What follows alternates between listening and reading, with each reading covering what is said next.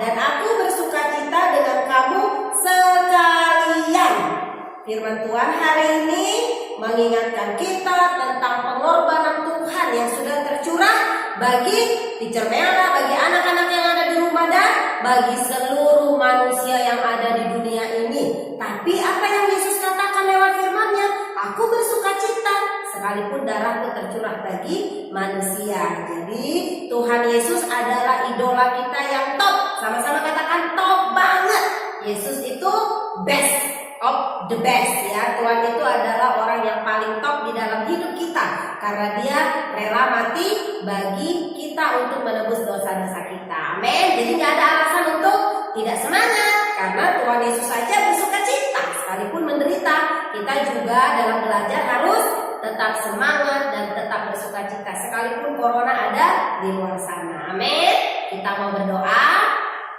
Tuhan Yesus yang baik, terima kasih, kami bersyukur pagi hari ini kami kembali belajar tentang Tuhan lewat pembelajaran agama. Berkati kami semuanya supaya kami boleh mengenal kasih Tuhan lebih lagi lewat pembelajaran ini, dan kami semakin sungguh-sungguh mengasihi Tuhan. Berkati semua anak-anak yang di rumah Tuhan, berkati papa mama mereka, berkat atas mereka, dalam nama Yesus kami berdoa. Haleluya, amin. Let it go, let it go, na na na na na na na.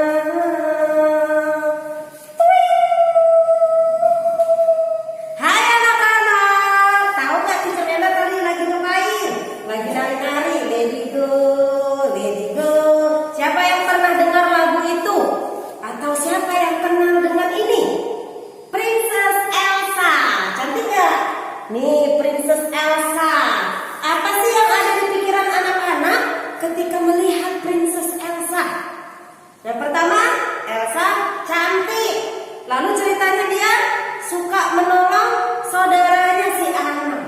Dia bisa magic, dia lakukan untuk menolong saudaranya. Cantik ya.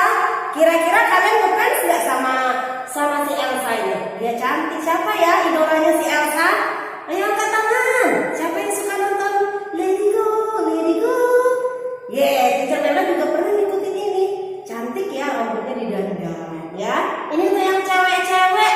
Sekarang Teacher Melda mau tunjukin. Ini kayaknya jadi idolanya cowok-cowok. Sama-sama itu. Ayo, siapa yang kenal ini?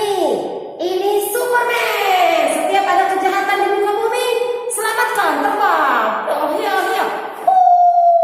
Selalu ada lambang S di dadanya, itu namanya Superman.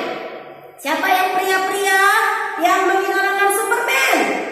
Nah, kenapa kamu mengidolakan Superman? Dia Superman itu tampan, teacher.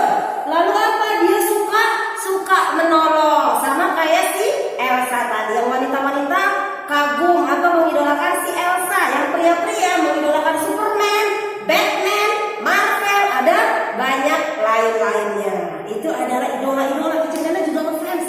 Lihat sih Superman dan si Elsa tadi. Sekarang itu idola-idola yang ada di bukan sinetron, ada di TV yang sering ditonton sama anak-anak. Sekarang Teacher Melda akan menunjukkan salah satu tokoh yang pernah jadi idola di Indonesia juga. Dia seorang apa ya? Gubernur DKI Jakarta. Coba lihat wajahnya. Kenal nggak namanya siapa? Pak Ahok. Biasanya dikenal dengan Ahok, julukannya yang namanya Basuki Cahayapurnama, tapi dipanggil Ahok. Dia sempat viral waktu dia menjabat. Kenapa dia sempat viral? Karena dia orangnya suka menolong juga, menolong orang-orang susah. Ada banyak orang yang mengagumi Pak Ahok waktu dia menjabat sebagai gubernur. Wow, keren ya, dikagumi oleh banyak orang, diidolakan. Setiap kali lihat Pak Ahok, top banget. Sama kayak anak-anak tadi, lihat Elsa, lihat Superman, wow, surprise, keren banget gitu ya. Jadi ada banyak orang juga mengidolakan dia waktu itu. Itu adalah idola-idolanya anak-anak, idola-idola yang pernah diidolakan oleh banyak orang karena kepemimpinan dan karena kebaikan mereka. Hari ini, kenapa sih Teacher Melda membahas tentang idola-idola, tentang Elsa lah, tentang Superman lah, tentang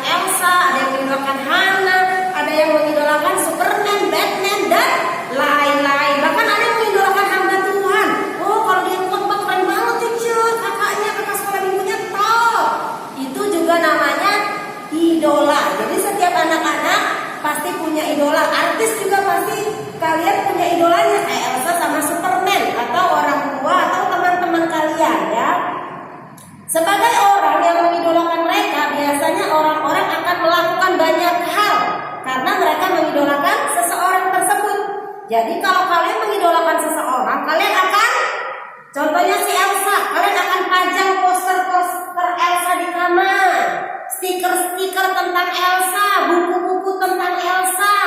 Kalau yang pria-pria, kalian akan beli stiker-stiker Superman, Batman, Captain Marvel, ya. Kalian akan tempel stiker-stikernya. Buku-bukunya juga gambarnya gambar-gambar Batman. Itu namanya mengidolakan. Kalian akan melakukan segala sesuatu yang berhubungan dengan idola kalian. Itu namanya idola. Jadi tadi di cerita sudah tunjukkan ada beberapa tokoh yang sempat diviralkan. Contohnya Pak Ahok dan Ibu Susi tadi. Mereka pernah diidolakan oleh rakyat Indonesia karena piawai dalam pekerjaannya. Mereka melakukan tugas mereka dengan baik. Mereka menjadi teladan. Ada banyak orang yang buat poster Ahok, buat posternya Susi, dan kata-kata yang sering mereka ucapkan. Itu namanya idola. Jadi mereka akan melakukan segala sesuatu dengan cara mengaitkannya dengan idola mereka. Apa-apa tentang idola, apa-apa tentang idola mereka. Sekarang kita akan belajar tentang siapa sih itu idolanya dunia ini sementara. Contohnya kamu mengidolakan Elsa sama Superman. Emangnya kalau kamu mengidolakan mereka, melakukan segala sesuatu untuk mereka, beli poster mereka, apa yang mereka lakukan kepadamu? Gak ada kan? Gak ada. Tapi anak-anak tahu gak?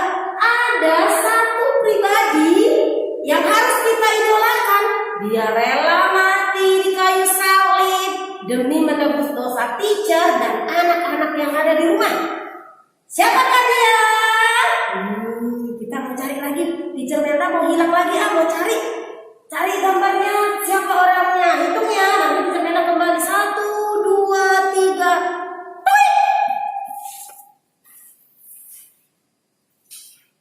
Tadang! Teacher Melda kembali lagi. Kira-kira siapa ya? Kasih tahu nggak ya? Kasih tahu nggak ya? Kayaknya Teacher Melda salah deh. Teacher Melda mau cari yang lain lagi ya. Teacher Melda mau menghilang. 1, 2, 3.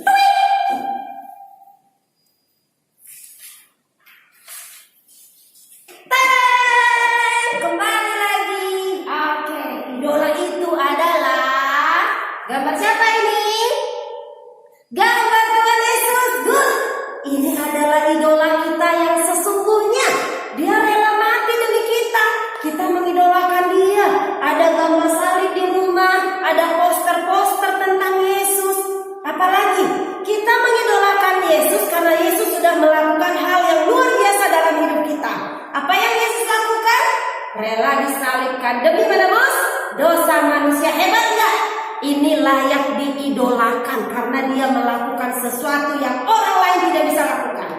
Ya, nggak salah mengidolakan yang lain. Tapi hari ini kita belajar ternyata ada yang harus kita idolakan yang number one. Yesus selalu number one di dalam hati dan hidup kita. Dia layak diidolakan karena Yesus itu baik.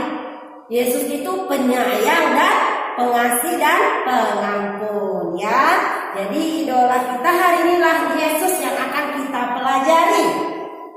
Dalam kekristenan ada banyak tokoh Alkitab yang dapat dijadikan tokoh idola atau yang dapat kamu teladani, khususnya dalam sikap menghargai dan menghormati orang tua.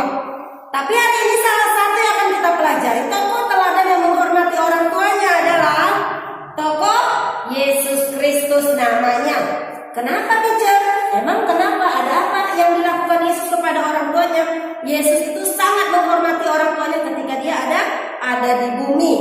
Beberapa hal yang dapat kita pelajari dari Tuhan Yesus dalam mengembangkan sikap menghormati dan menghargai orang tua adalah: satu, ketika peristiwa Yesus di bait Allah. Jadi ceritanya waktu itu Tuhan Yesus lagi di bait Allah, dibawa sama mama papanya ke bait Allah, kayak kita dibawa ke gereja. Dibawa ke bait Allah, waktu mamanya sudah pulang, lagi asik naik unta ya pulang. Mama papanya sadar, loh, Yesus di mana? Yesus di mana? Aduh, kok hilang? Aduh.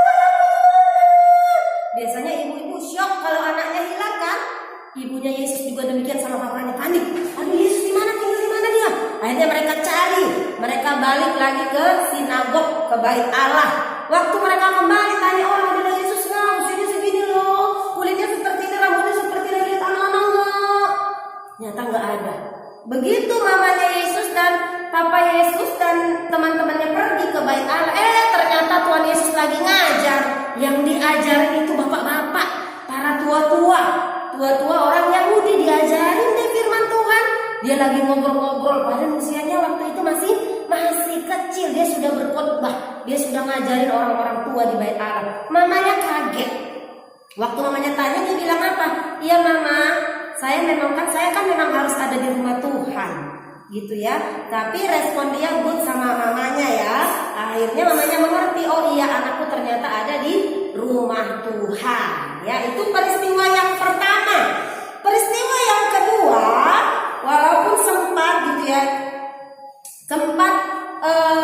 Yesus membuat orang tuanya khawatir dari di rumah gitu ya. Tapi ketika itu orang tuanya mengajak Yesus untuk pulang, ya, dan pada akhirnya Yesus taat mengikuti orang tuanya, ya. Dan berikutnya adalah peristiwa perkawinan di Kana. Ceritanya waktu itu Yesus dan mamanya pergi ke ada yang menikah di Kana, peristiwa pernikahan di Kana. Tiba-tiba waktu pengantin sudah ada di altar, ya, semuanya menikmati jamuan anggur yang terbaik. Tiba-tiba anggurnya habis, panik semua, panik khawatir. Aduh, gimana nih? Anggurnya habis, gimana nih? Katanya gitu kan. Akhirnya mamanya Yesus dengar perbincangan mereka, wah panik anggur habis. Akhirnya Yesus dipanggil, ditanya, dibilang sama, aduh anggur pesta habis. Akhirnya melakukan Tuhan melakukan mukjizat yang pertama itu adalah mengubah air menjadi anggur. Jadi kalau ada pertanyaan apa mukjizat pertama yang dilakukan oleh Yesus, membuat air atau mengubah air menjadi anggur. Jadi Tuhan suruh pelayan-pelayan semuanya tuang airnya ya. Ketika mamanya Yesus minta tolong, airnya tuang. Begitu dituang airnya, mukjizat terjadi. Tuhan mendoakannya, airnya berubah menjadi anggur.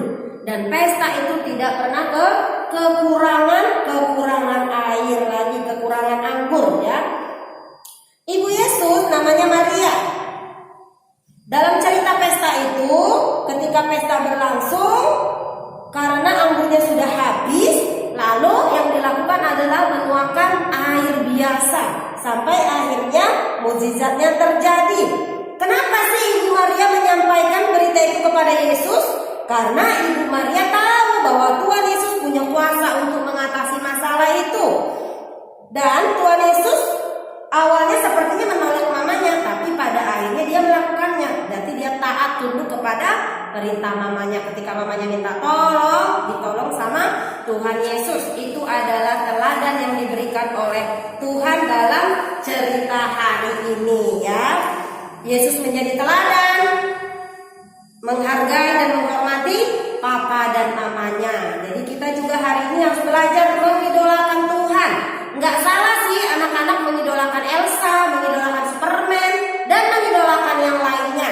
Tapi yang terutama yang harus kita idolakan adalah Tuhan Yesus. Amin.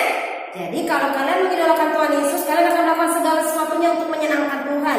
Bukan hanya sekedar taruh salib di rumah, taruh foto Yesus, tapi kalian melakukan apa yang Yesus perintahkan. Jadilah anak-anak yang baik di rumah, dengar-dengaran kepada papa dan mama. Amin. Amin. Minggu depan kita akan lanjutkan dengan kisah-kisah Alkitab yang berikutnya, yaitu peristiwa tentang penyaliban Tuhan Yesus. Untuk tugasnya, Teacher Melda kasih anak-anak tugas untuk di buku halaman 28. Ada 2 gambar, ada 2 kisah di sini. Teacher Melda mau anak-anak belajar menceritakan, boleh pilih salah satu, mau menceritakan kisah tentang Yesus dan anak-anak atau Yesus menyembuhkan orang buta. Kamu ceritakan kisah ini lewat video sederhana. Kamu baca dulu ceritanya, lalu kamu belajar menceritakan apa yang kamu dapat, apa yang kamu pahami dari cerita Alkitab ini. Pilih salah satu aja. Bisa ya? Oke anak-anak hebat. Thank you buat perhatiannya. Pembelajaran kita selesai. Tuhan Yesus berkati. Kita berdoa. Tuhan Yesus, terima kasih, kami bersyukur kami sudah selesai belajar. Berkati semua anak-anak ini supaya mereka paham siapa yang harus mereka idolakan dan apa yang harus mereka lakukan dengan idola yang mereka idolakan. Terima kasih biar mereka mengidolakan Tuhan dan melakukan apa yang Tuhan perintahkan untuk mereka lakukan. Berkati kesehatan mereka, jaga dan lindungi semua anak-anak yang di rumah.